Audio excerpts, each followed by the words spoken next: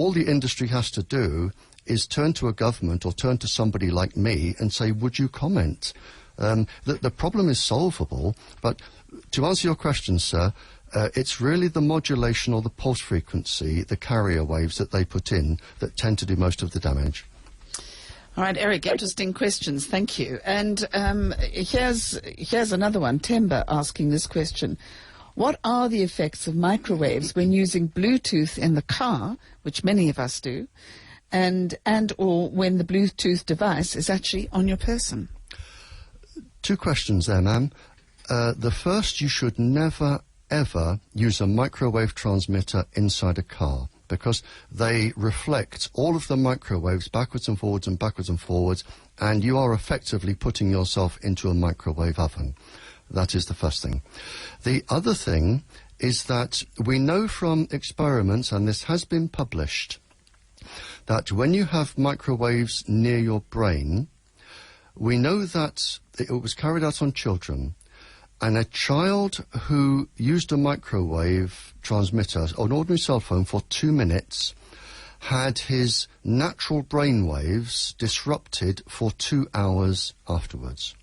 Now, when you disrupt your natural brain waves, it's called entrainment, any personality change, depending which part of the brain you're changing, any personality change can occur, and that's just with 2 minutes. So if you have children in your car, or you are using a Bluetooth near your brain, you are effectively entraining your brain. Now, if you're using your Bluetooth for several minutes, then the chances are your brain will be entrained for many, many, many hours. And if you use a mobile phone and Bluetooth, on and off through the day, then your brain will not actually function properly, and you could experience all sorts of neurological funny feelings. And I'm afraid that this was the basis of my spy training. This is what they were used for.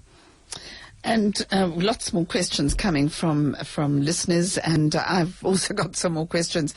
And if you've just tuned in, we're chatting to Barry Trower, retired British military intelligence scientist, and he's here to answer your questions. He's out here as a guest of the Electromagnetic Radiation Research Foundation of South Africa, and I'll give you details of the talk that he is going to be giving. That's a public presentation this evening at 7 p.m., but I'll give you those details a little bit later on.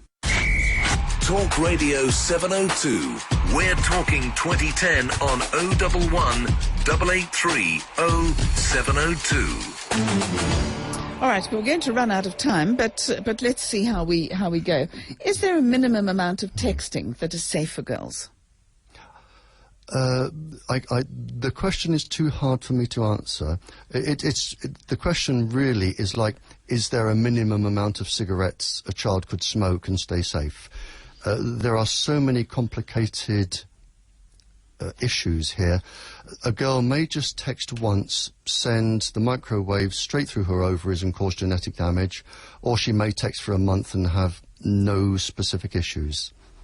So you just can't say? The question is too hard to answer. You were saying to me a moment ago whilst we were off air that if a child uses a cell phone once a year, it's once too many. Is that not being too rigid, too melodramatic?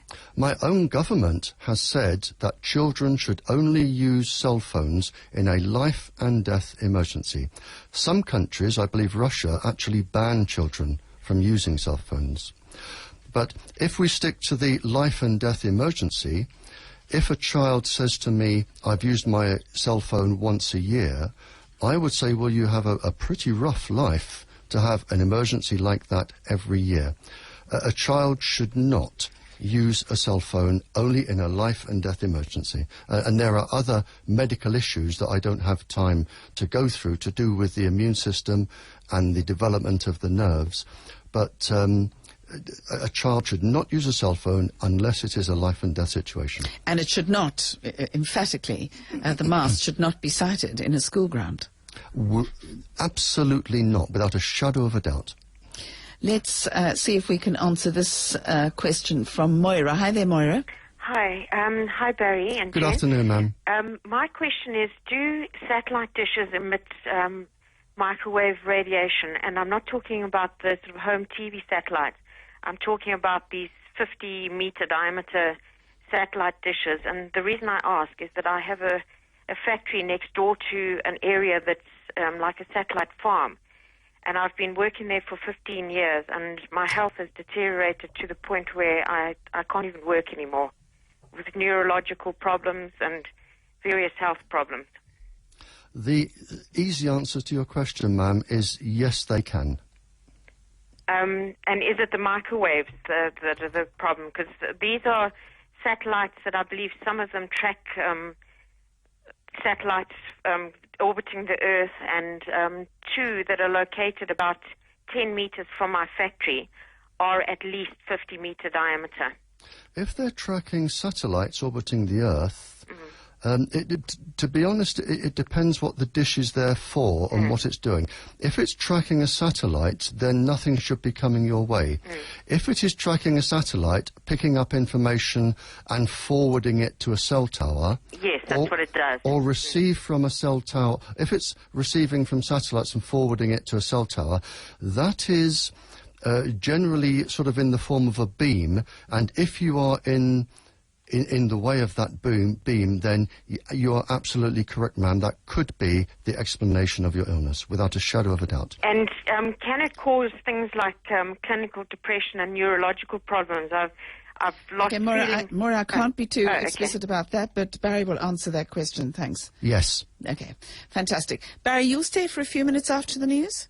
Of course. Fantastic. That'd be absolutely lovely. Otherwise, we're going to run out of time. We've got lots and lots of interesting questions coming our way, including the use of Wi-Fi, which, of course, affects so many South Africans and so many people all around the world, in your house, in your car, and in your office as well. So let's talk about that and possibly ways to combat that. Let me slip in a question to Barry before the news, and he'll stay for about 10 minutes after the news and hopefully get through all of your questions. Barry, just a quick question. Is it safer not to keep your cell phone next to your bed when you go to sleep at night? Oh, absolutely. What happens, if you have your cell phone next to your bed, it is emitting microwaves if it's on standby. The microwaves go into the body and they influence a chemical known as melatonin. The melatonin goes around the body at night, mopping up cancer cells that we can produce every day. So if your cell phone is on beside your bed when you're sleeping, which is the most dangerous time of the day, when you wake up, your immune system can be 40% less effective than when you went to bed. Really? So Absolutely. you've got, if you switch off that cell phone, not put it on silent, but if you switch it off, presumably then it's okay because it's switched off. Yes. Same with television sets in the bedroom. Absolutely. Same with anything that is electronic. Yes. Goodness. Okay, so there you go. There's some quick answers to some questions, but we'll take some of your other questions after the news. Stay with us. I think it's a vital conversation. I think it's an important conversation. And just some information that Barry has given me, that in Taiwan, 1,700 schools have actually taken out Wi-Fi. I think that's what we were talking about. They've actually got rid of it altogether. Very, very interesting.